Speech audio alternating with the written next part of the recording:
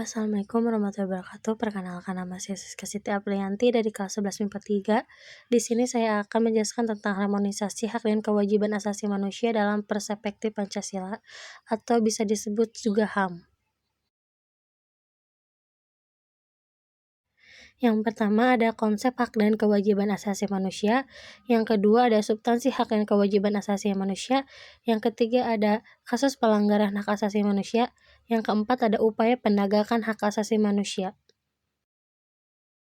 Hak asasi manusia adalah seperangkat hak yang melekat pada hakikat dan keberadaan manusia sebagai makhluk Tuhan yang Maha Esa.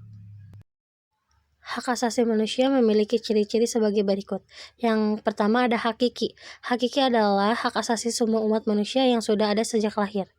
Yang kedua ada universal, atau hak asasi yang berlaku untuk semua orang tanpa memandang status, suku bangsa, gender, atau perbedaan lainnya. Yang ketiga, tidak dapat dicabut. Hak asasi manusia tidak dapat dicabut atau diserahkan kepada pihak lain. Yang keempat, tidak dapat dibagi. Semua orang berhak mendapatkan semua hak, apakah hak sipil dan politik atau hak ekonomi, sosial, dan budaya. B. Substansi hak dan kewajiban asasi manusia dalam Pancasila. Yang pertama ada hak dan kewajiban HAM dalam Pancasila sebagai berikut.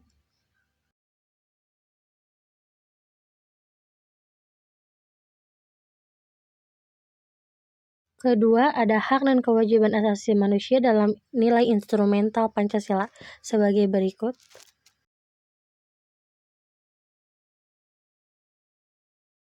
Ketiga, ada hak dan kewajiban asasi manusia dalam nilai praksis sila-sila Pancasila.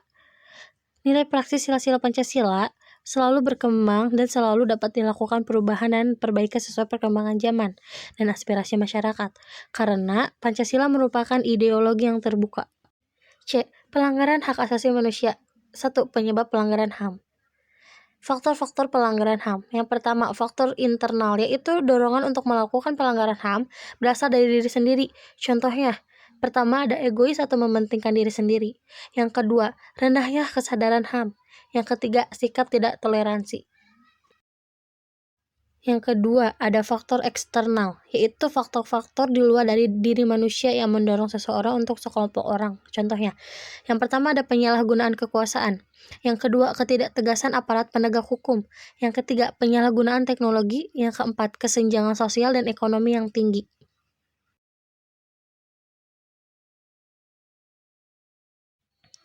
Kasus pelanggaran HAM di Indonesia. Yang pertama ada kerusuhan Tanjung Priuk tanggal 12 September 1984.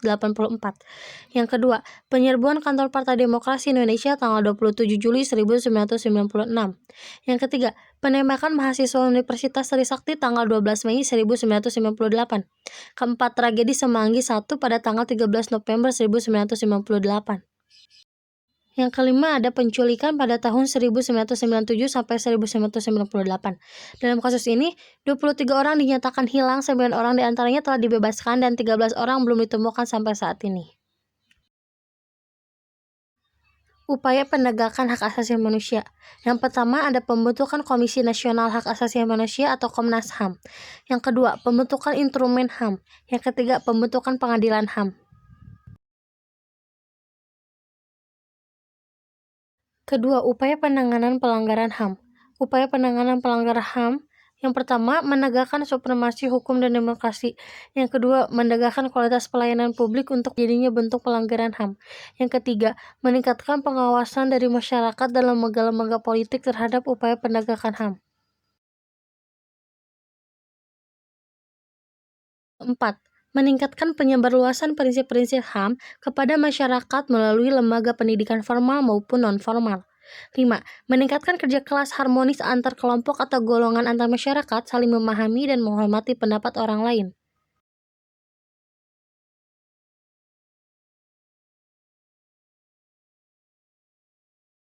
Sekian presentasi dari saya. Apabila ada kesalahan mohon dimaafkan. Wabillahi taufiq wal hidayah. Wassalamualaikum warahmatullahi wabarakatuh.